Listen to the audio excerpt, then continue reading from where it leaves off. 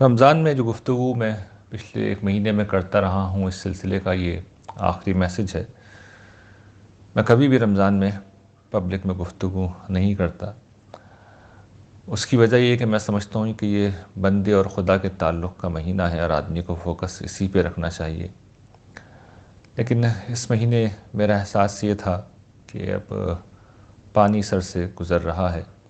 اس وقت عالم اسلام کی جو صورتحال ہے ہم جانتے ہیں، فلسطین لہو لہو ہو رہا ہے اور ایک خنجر کی طرح وہ عالم عرب بلکہ پورے عالم اسلام کے سینے پر گڑا ہوا ہے۔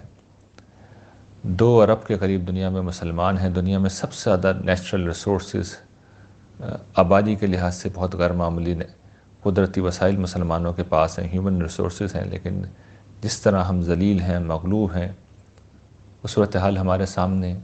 عالم اسلام کا سب سے مرکزی خطہ عرب ہے، وہاں یہ حال ہے، اور جو دوسرا بڑا خطہ ہے جہاں سب سے زیادہ شاید دین کا نام لیا جاتا ہے وہ بر صغیر ہے۔ اس میں سے ہندوستان کا حال یہ ہے کہ وہاں کے مسلمان سروائیول کے مسئلے سے دو چار ہیں، خوف میں جی رہے ہیں، دہشت کا شکار ہیں۔ پاکستان کے مسلمان جو ہے وہ ایک دوسرے پہلو سے معاشی طور پر اپنی بقا کی جنگ لڑ رہے ہیں۔ تو جو جتنا بڑا اسلام کا علم بردار ہے اسے اتنی ہی زیادہ مار لگ رہی ہے، اور اس پہ میں بارہا توجہ دلاتا رہا ہوں کہ خداوند تعالیٰ کا یہ قانون ہے کہ جب اسلام کا نام لینے والے لوگ غداری کا ارتکاب کرتے ہیں تو انہیں دنیا میں ہی سزا دی جاتی ہے، اور آخرت میں تو اس سے بھی زیادہ برا ان کے ساتھ ہوگا۔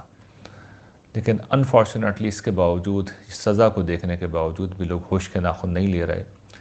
دین کا اتنا نام ہے، دین کے نام پہ دھوم ہم نے مچا رکھی ہے، لیکن وہ دینداری کیا ہے؟ کچھ ظاہر پرستی ہے، کچھ انتہا پسندی ہے، کچھ فرقہ واریت ہے، اور باقی جو لوگ ہیں وہ نان ایشوز کو ایشوز بنا کے اس کے اوپر پبلک میں کھڑے ہو کے تقریریں کر رہے ہیں، سوشل میڈیا پہ پھیلا رہے ہیں، اور لاکھوں کروڑوں لوگ سن رہے ہیں، واہ واہ کر رہے ہیں۔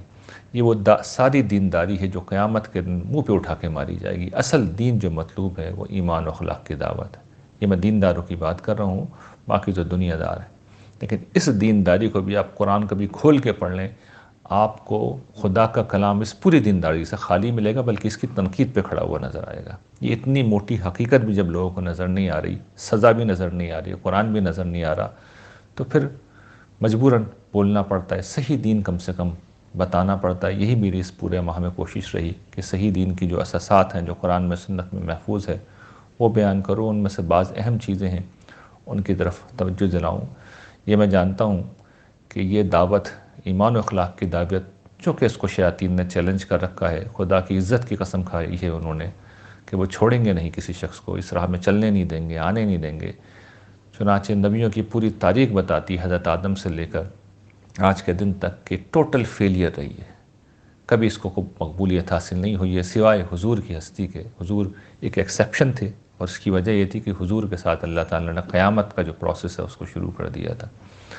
تو وہ اس وقت موضوع نہیں ہے، لیکن واحد استثناء حضور کی ہستی تھے، ورنہ کبھی بھی اس دعوت کو کامیابی نہیں ملی ہے۔ ہم بھی یہ توقع نہیں رکھتے کہ اس دعوت کو پذیرائی ملے گی۔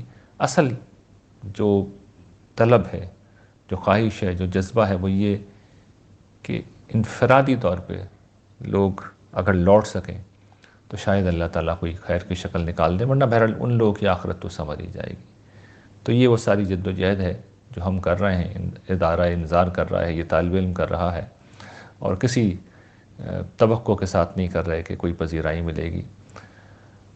یہ وہ احساسات ہیں جن کے ساتھ میں گفتگو ختم کر رہا ہوں۔ مجھے نہیں خبر کہ کسی کی زندگی بدلی نہیں بدلی، اس سے ہمیں کوئی فرق نہیں پڑتا، لیکن یہی ہمارا مشن ہے کہ کوئی ایک شخص بھی بچ سکے تو اسے خدا کی طرف لے آئیں، اصل دین کی طرف لے آئیں، ایمان و اخلاق کی طرف لے آئیں، تاکہ قیامت کے دن جب اللہ تعالیٰ لوگوں پر حجت قائم کریں تو جب وہ پوچھیں گے کہ تم نے تلاش کرنا چاہا تو تمہیں میری بات کیا ملی نہیں تھی؟ ہم نے کم سے کم اس کا اہتمام کر رکھا ہے کہ کوئی تلاش کر رہا ہو تو اس کو ضرور مل جائے، سوشل میڈیا پہ مل جائے، یوٹیوب پہ مل جائے، ہر جگہ مل جائے۔ اور اگر یہ حد لوگوں تک ہم پہنچ سکیں تو ہم ان کو پہنچ کے اس دعوت کو پہنچا دیں، لیکن پھر بھی لوگ نہ سنیں، نہ بدلیں، تو ظاہر ہے کہ اس سے کسی کو کوئی فرق نہیں پڑے گا۔ اللہ آپ سب کے لیے بہت ساری دعا۔ ایک آرٹیکل میں اپنا شیئر کر رہا ہوں، اس کو پڑھیے گا کیا بلکہ سنیے گا، اس لیے کہ خالد سید صاحب نے اپنی بڑی خوبصورت آواز میں اسے پڑھا ہے، اور وہی میرا عذر ہے کہ جس کی بنا پہ ساری سما خراشی میں ایک مہینے تک کرتا رہا ہوں۔